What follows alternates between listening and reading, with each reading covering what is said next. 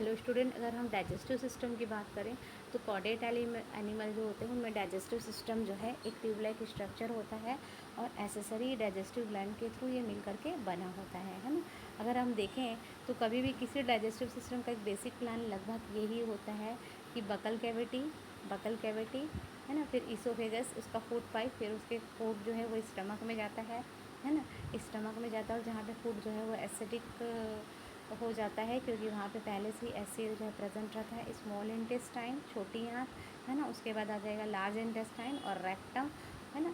और यहाँ पे आपका दिखा रहा है बच्चों कि किस तरह से फूड जो है आपने इनटेक किया, उसके बाद उसका कंडक्शन किस तरह से हो रहा है ना। डाइजेशन और एब्जॉर्प्शन की जो प्रोसेस है ये आपको यहाँ पे दिखाई दे रहा है ना। और लार्ज इंटेस्टाइन है ना, स्मॉल इंटेस्टाइन में 70% फूड का डाइजेशन जो है वो लगभग हो जाता है, ठीक है, लार्ज इंटेस्टाइन। और फिर वाटर एब्जॉर्प्शन और एक्सक्रीशन जो है वो रेक्टम के थ्रू इधर से होके बाहर निकल जाता है ना। और अगर हम लोग देखें तो किसी भी इंटेस्टाइन का एलिमेंट्री कैनाल का अगर टिपिकल हिस्टोलॉजी देखेंगे तो ये आपको हमेशा याद रखना कि ग्रास नली से लेकर के एलिमेंट्री कैनाल का लास्ट एंड तक, मतलब ईसोफेगस टू एलिमेंट्री कैनाल का लास्ट एंड जो है वो बेसिक प्लान पे डिपेंड रहता है, हमेशा याद रखिएगा बच्चों। तो किसी भी एनिमल में हमेशा बेसिक प्लान जो है कहाँ से शुरू होता है, उसका फेरिंग्स, फिर उसका ईसोफेगस, स्टमक है ना, स्टमक। और यहाँ पे हम लोग देख सकते हैं कौन सा स्ट्रक्चर दिख रहा है बच्चों, है ना, इंटेस्टाइन, फिर लास्ट में आ जाएगा क्लोइका, ठीक है। डाइजेस्टिव ग्लैंड की अगर हम बात करें तो डाइजेस्टिव ग्लैंड जो है लगभग सभी एनिमल में लीवर और पेनक्रियाज ही होता है ना। और ये अभी तो आप फिश का देख रहे थे,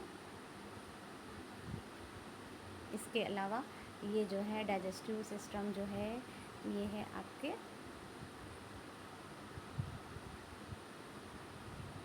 ये फ्रॉग का डाइजेस्टिव सिस्टम का डायग्राम है, देख सकते हैं बच्चों। ईसोफेगस है ना, लीवर, पेनक्रियास ये तो कॉमन ही रहेगा है ना, स्टमक ज़रूर रहेगा हाँ, और लीवर और जो पेनक्रियास है वो हमेशा बाहर रहता है।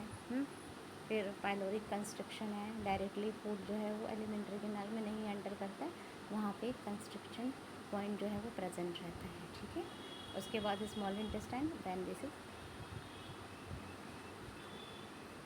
रेक्टम एंड लास्टली क्लोइका, ठीक है। डाइजेस्टिव ग्लैंड हो गया। और ये है यूरोमेस्टिक्स रेप्टाइल का,